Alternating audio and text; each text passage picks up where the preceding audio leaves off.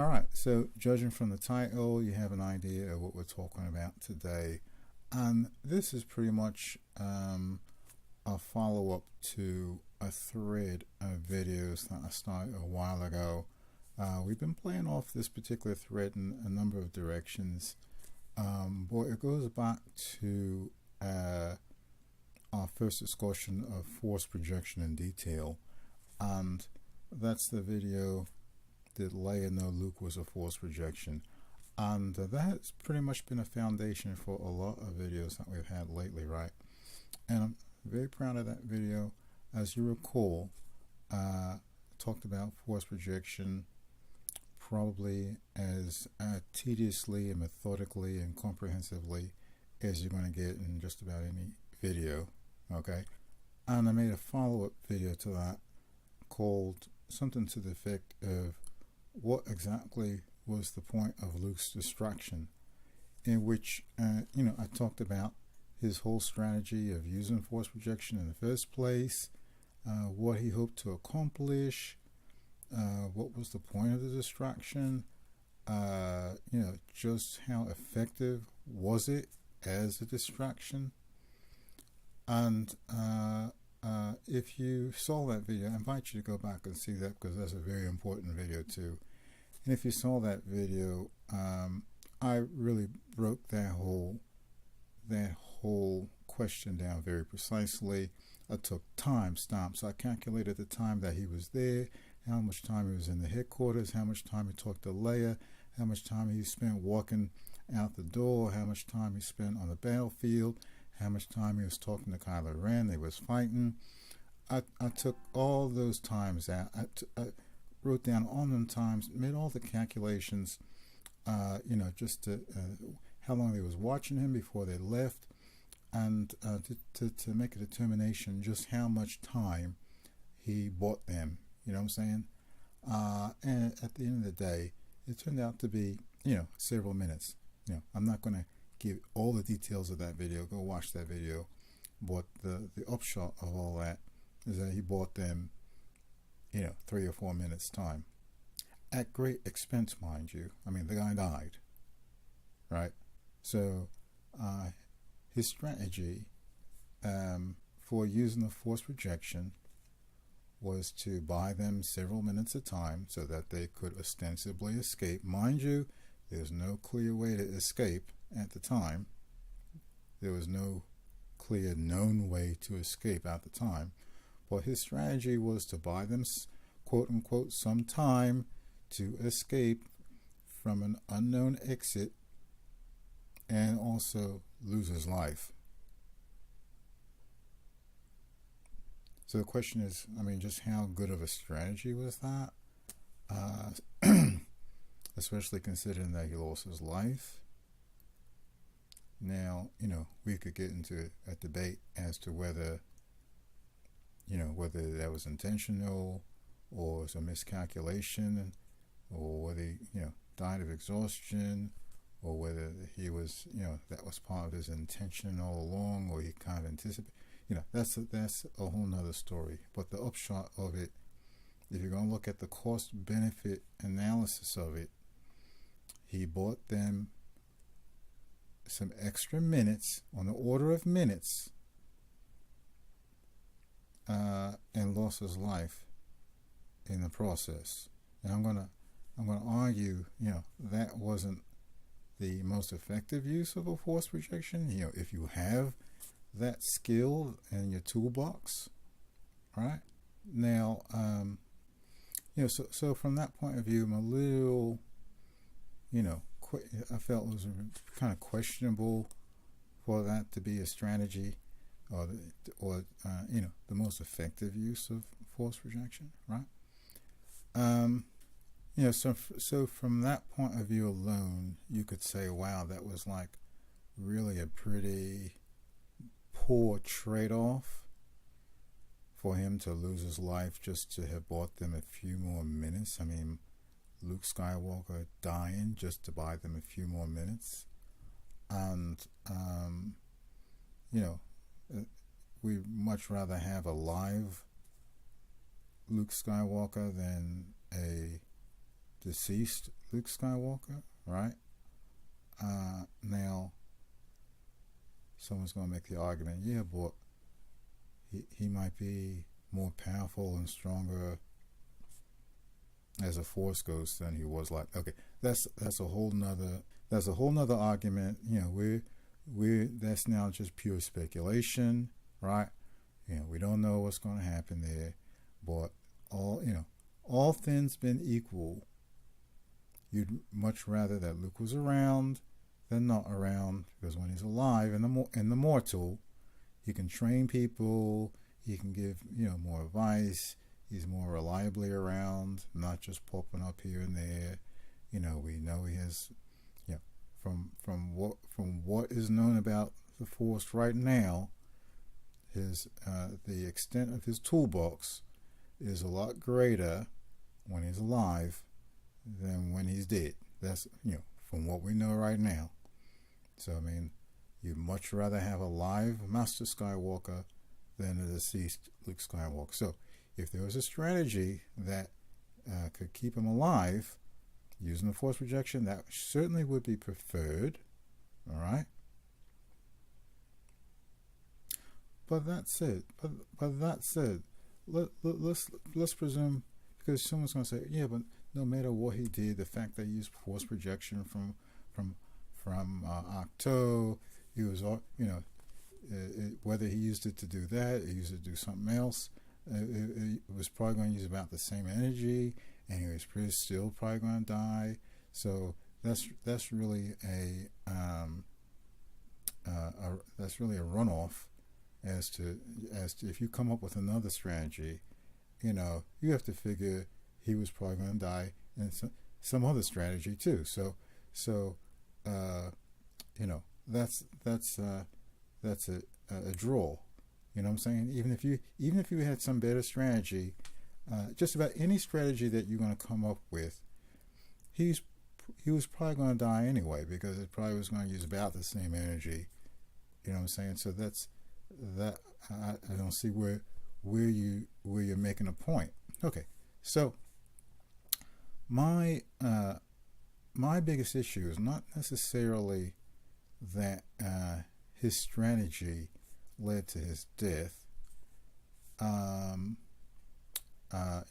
if you go back to that other video, I did question just how advantageous what he did was. But all that aside, my biggest quibble with his use of the Force projection was that at the end of the day, he did not degrade the First Order one bit. Okay, if you want to talk about what would be the most effective use of the Force, how it could best have been used, how would that have helped the situation the most? It would be one, facilitate them escaping. Got that. Two, him stay alive. Ideally, but if he doesn't, he doesn't. Okay. But three, degrade the First Order as much as possible, because at the end of the day, and what happened was, the First Order was left entirely intact to fight another day full power. None of them guys lost their lives. There was no casualties. He was not responsible for anybody losing their life.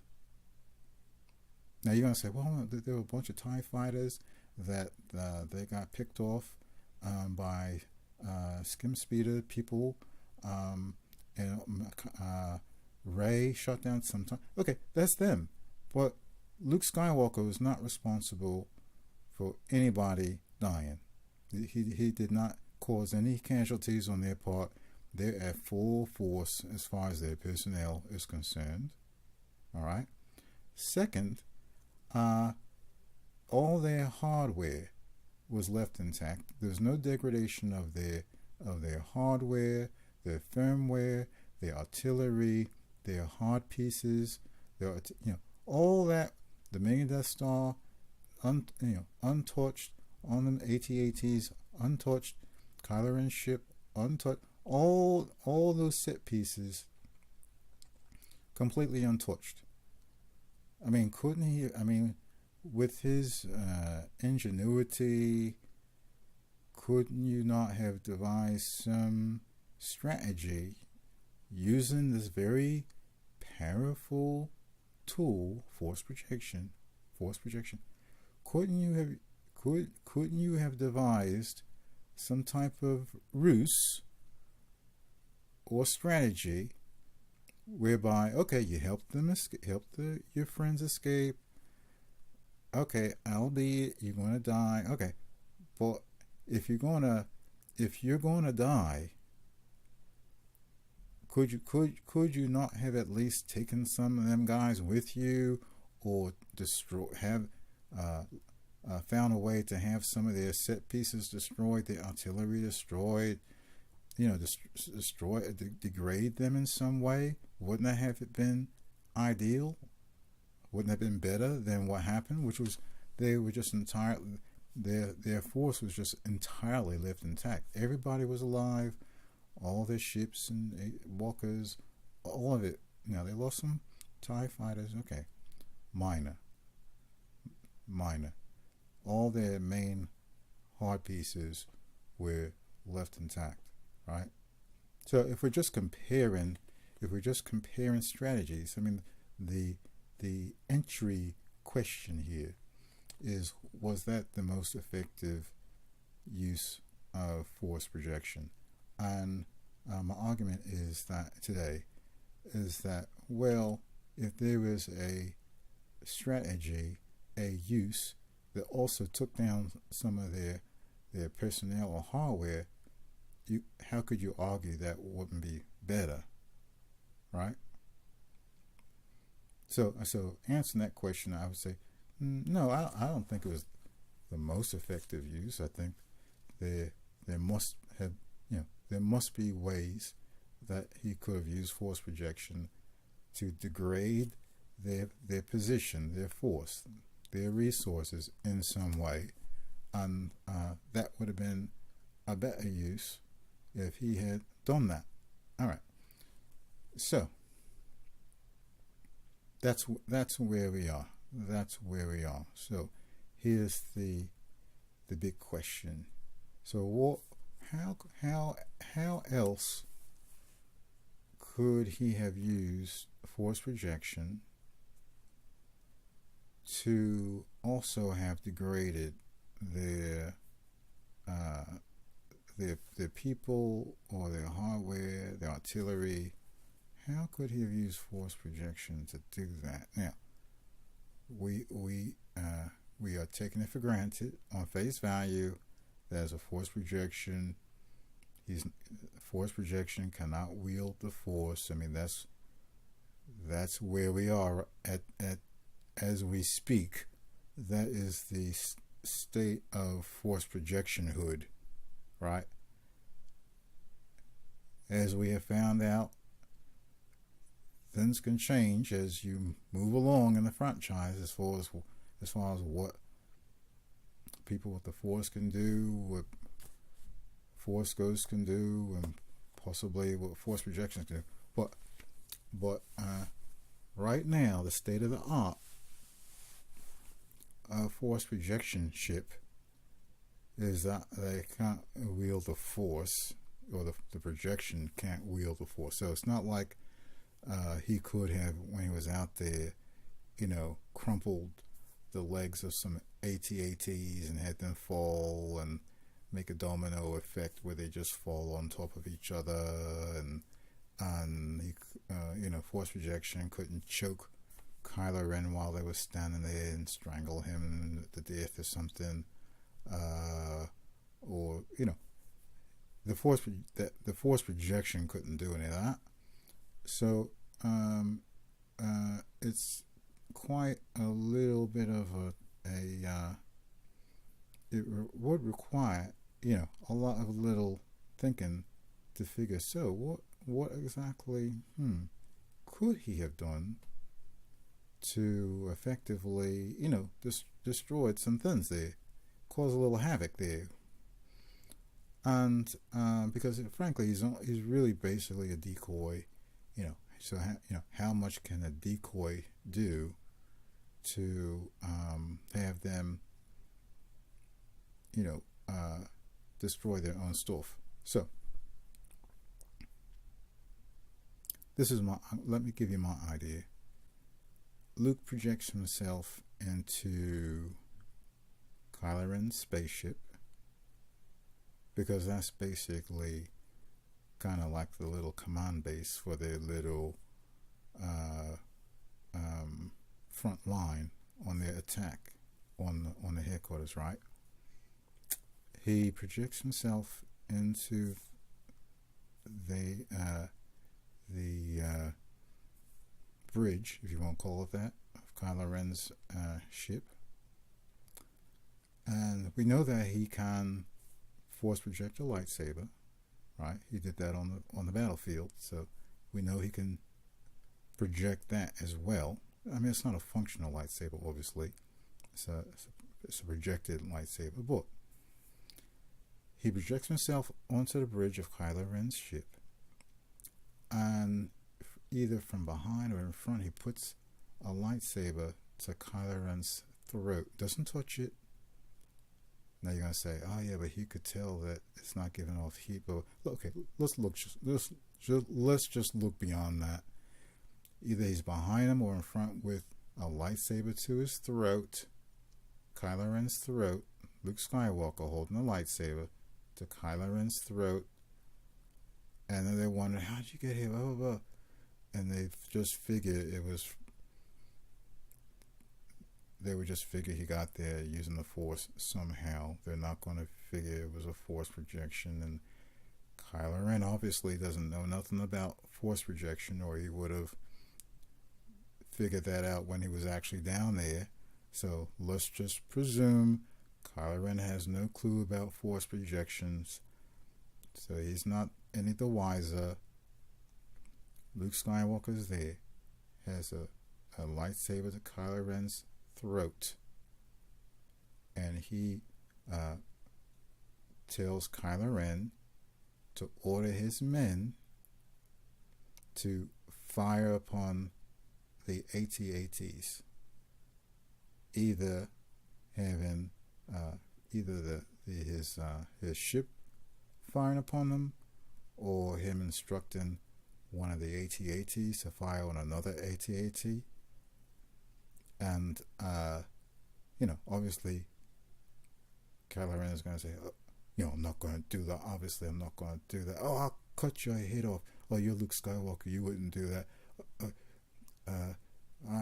Yes, I would. So yeah, see, I knew you. This is what you always wanted, and this just proves my point that you was out to kill me from the get-go, and this just proves my point that was your true intention to strike me down in my bed while I was asleep. Yeah, I see. I knew this. This is you coming out. The real you. Blah blah blah. And Luke was responding, "Well, it is what it is. Order your men to shoot the AT-ATs while I'm here, or you die." And his men are gonna say, "Oh, Kylo, Master Ren, we can't do that. Are you sure we can't do it? But sir." And Kylo Ren, being hot-headed, he would just say, "Yeah, do it. Just do it."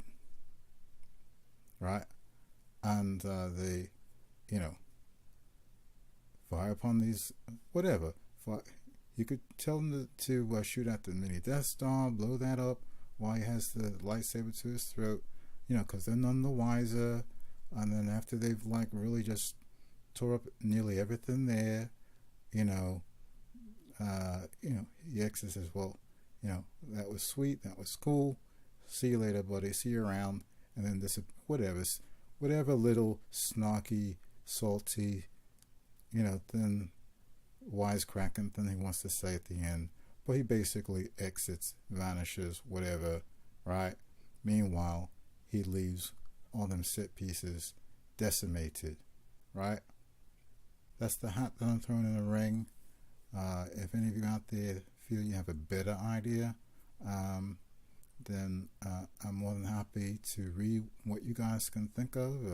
If you think you have something that would be more effective than that. Again, our hands are tied, obviously, because we are, again, we're going to presume that he doesn't have the force, so whatever he does is just purely as a decoy. That's the ground rules. Don't come at me saying, oh, well, in my idea, he does have the force and he did blah, blah. No, stop. In my little situation here, in this video, in the little forum I'm making here, my ground rules is he does not have the force. He doesn't have no powers. And any idea he has is strictly as a force projection. That's what we're dealing with. All right. But again, going back to the original question, was that the best or most effective use of force projection? I'm not sure what the title was. What this title I decided on, but was that the best way Luke could have used force projection? Give me ideas, and I will see you next time. Bye bye.